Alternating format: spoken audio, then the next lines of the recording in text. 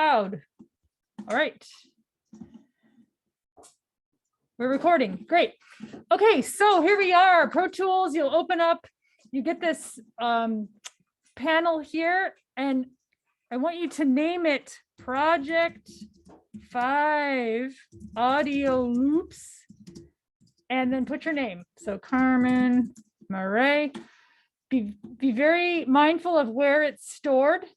Local storage.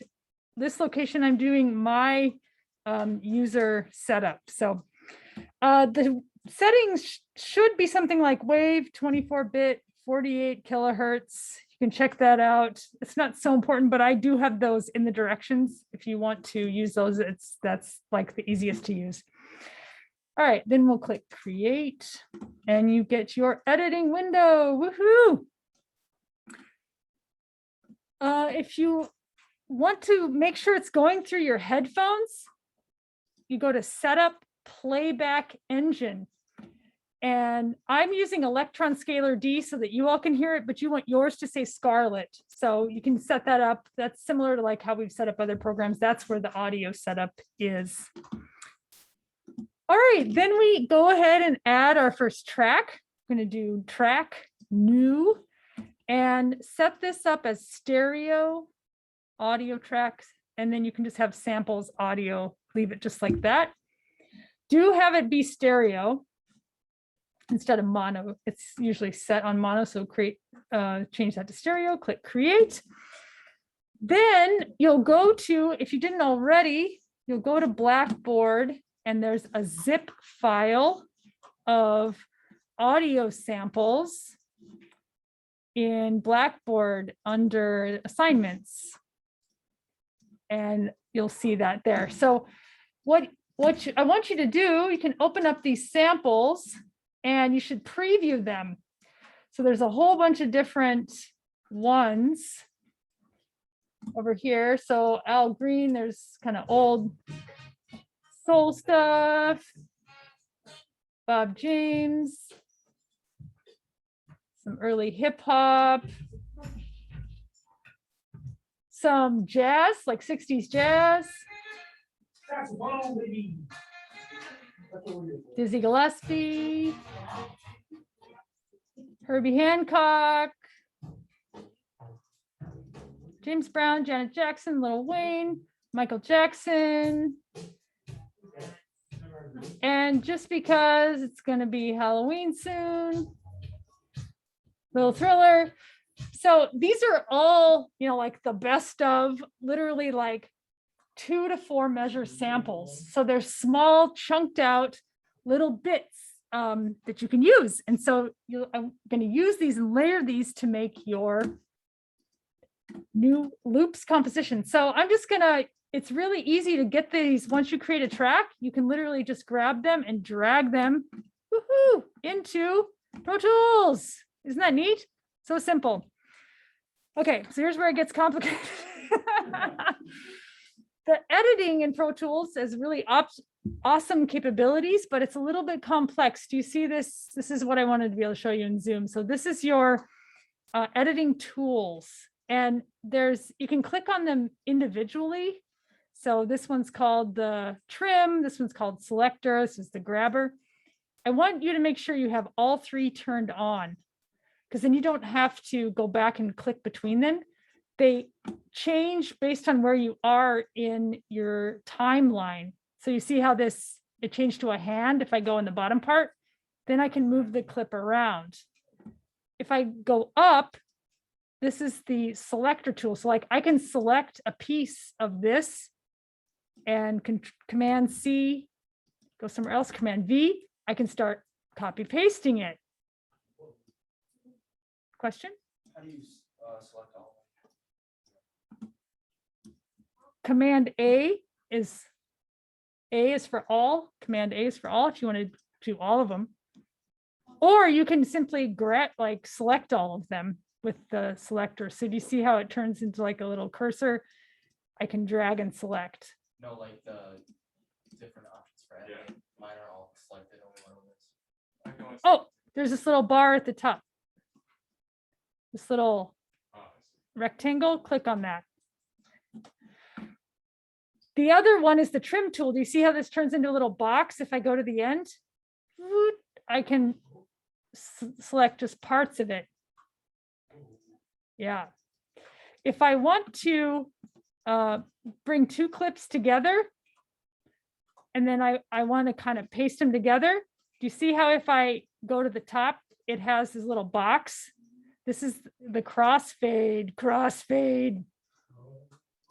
Actually, I think that's a single fade. Okay, so single fades at the top. This will fade just one side. Crossfade is at the bottom. Do you see how there's like a little black in the box? This is a crossfade. So it glues the two together seamlessly.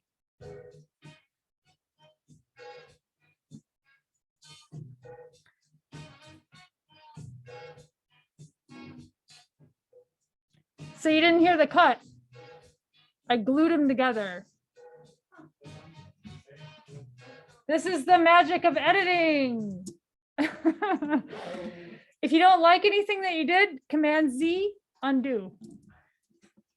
Infinite undo. So those are the three main tools that you'll use. Please use spacebar to save your wrist. Spacebar is the universal play and stop in all of these editing programs. So just be pushing spacebar all day long while you're doing other stuff with the mouse. If you want to make this bigger so you can actually see, do a little more defined cutting, the zoom in Pro Tools is Command bracket. It's kind of a weird command, but the brackets are the two keys to the right of the letter P. So the right bracket makes it bigger. The left bracket makes it smaller. So you can use that. So like, let's say if I wanted to, just grab like with the selection tool, just these two beats, insert them in over here. I just copied, paste, add my crossfade, so forth. Listen, spacebar.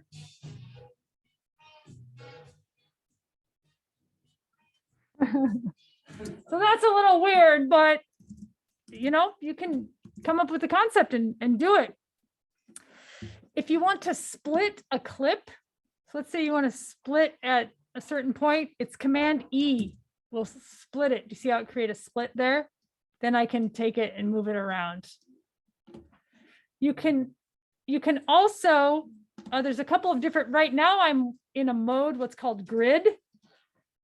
And things are aligned by the grid. Do you see how it's dragging exactly based on these beats? Actually, all of these samples I have for you are grid based, right? Because it's popular music. So it was built on 4/4 in a grid. So you can it cuts exactly like at a logical spot. So you can use that. Or there's also called, if you want to, do a little more creative outside of the grid, you can do shuffle and it'll bump things on top of each other as you go. Oh, I'm sorry, slip. Shuffle, everything pushes left.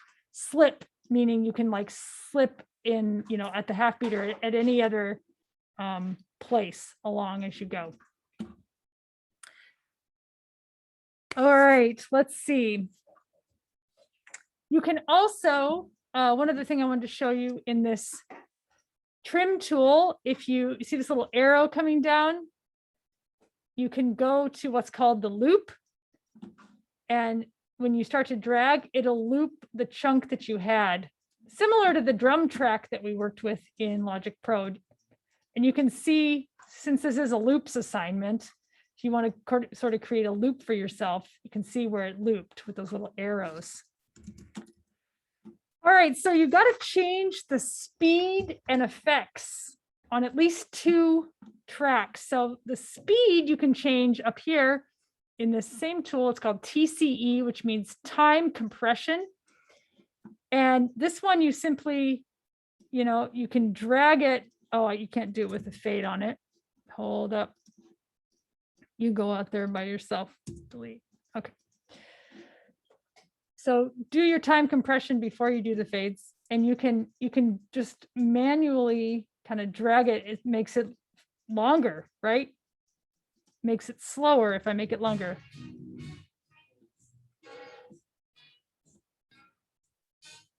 Or if I make it shorter, it's going to be faster. And I just want you to just play around with that so you know that you can change the speed. And actually, it gets interesting when you change the speed of popular music samples. Okay, so effects. Ideally, what you should do is create 4 tracks and layer these, because that's where you'll get interesting things popping in and out. So don't do everything on the same track. Add at least 4 tracks and start to layer. Like think about, oh, I might want to use the Wu-Tang underneath, and then so that's how you get the Wu-Tang, and then maybe some Miles Davis in the middle. And I'm gonna have James Brown be on the top, and play around with it. So effects, you got to do 2 effects, and to do effects, we're going to open up the audio mixer. So Command equals is the mixer, or you can go, if you go under window, you can see there's mix versus edit. So this is the edit window and this is the mixer. It looks just like how if you had a mixing board over here. And I only have 1 channel. You'll have, you should have at least 4 different channels plugged in. So effects are really cool. I'm gonna turn this back on. I'm gonna select this chunk. And to add an effect, you go to inserts and you go where this little dot is, and we're going to do a multi-channel plugin. So you can just browse through these. Let's do something. Let's check out maybe delay. I'm going to do this BBD delay. And each of them opens up basically a pedal for your thing. And just push the space bar to see how it sounds. Oh. Okay, let's get back to normal.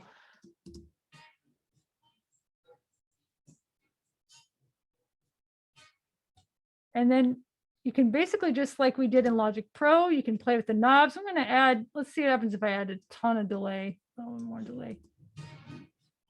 This has a feedback. I'm turn the feedback down a little bit. You can test, there's this button called bypass. If you want to compare in real time what it sounds like with and without the effect.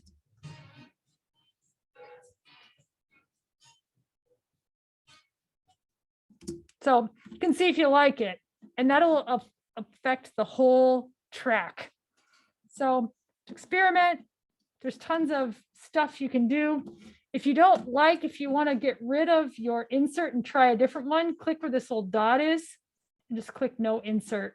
And it'll get rid of the pedal, basically the effects pedal that you had in there. All right, when you're ready to be done, you're going to go up to File and Bounce Mix. So bouncing is what it means to send it somewhere else out of the editing station. I just want you to do an MP3. Be sure you have mono summed clicked. If you have other stuff clicked, it won't. It'll either just do one of the stereo tracks, and it won't go out right. And then 48 kilohertz is great. Let me play you a couple examples just to give you some ideas. I don't want to do too much for you because this is your creativity. So there's lots of different ways people have done this. I'm just play you a couple samples, give you some ideas.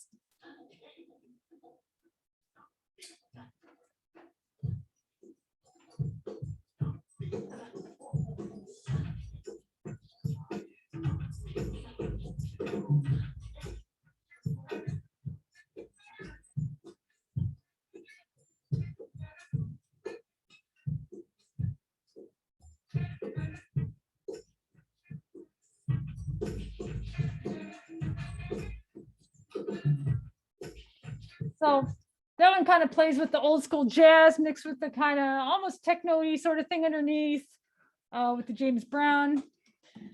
This one using the Herbie Hancock groove.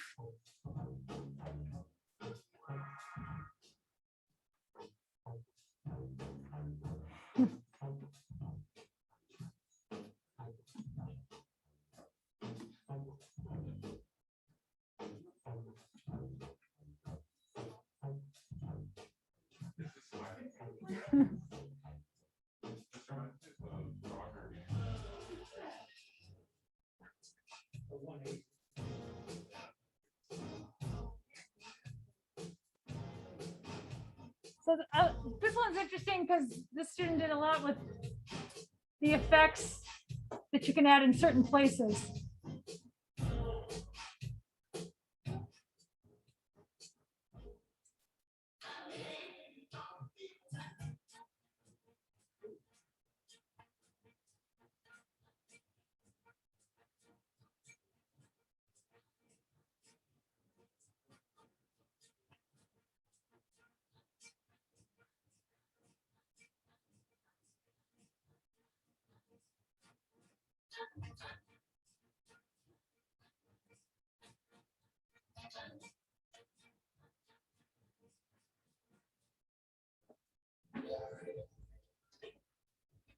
And this one had different sections, which you can do too.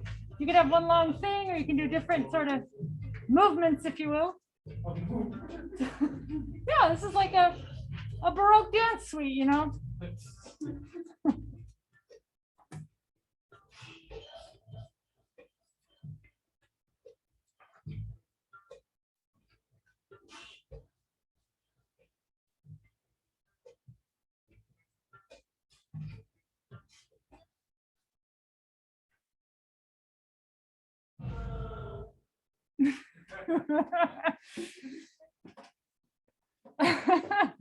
Beat goes, boom. All right. So if this is the first time you've ever composed anything, I have a little suggestions on the back. So this is from Ethan Hine, who has a composition blog. He does a thing, Create Theory for Producers. He does this online thing.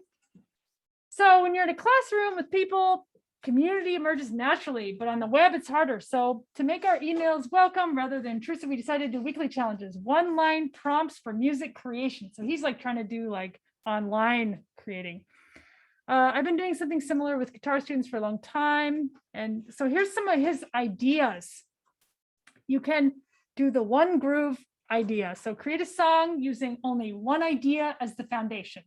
So pick something that's going to thread through the whole thing, hold it together. Everything else around it kind of decorates.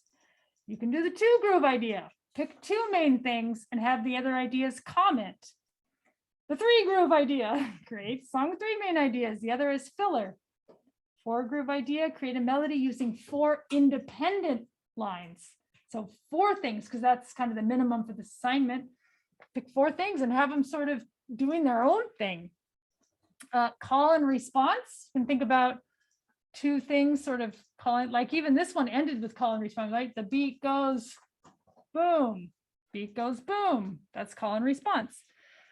Create a groove consisting of a phrase that repeats 4 times, 8 times, 16 times. You can sort of chunk this out because it's all in 4/4. Narrow range, create a song that combines timbres in the low range or in the high range, or alternate between low and high. Emotional extremes, create the happiest song you can, create the saddest song you can. Minimalism, create a song that utilizes silence. Maximalism, create a song as super compressed as you can, containing no gaps or pauses. So that's just some ideas to get you going. All right, any questions? Anything else you'd like me to show? I think some of it's just like opening this up and getting into it. So, all right, let's go at it. How long should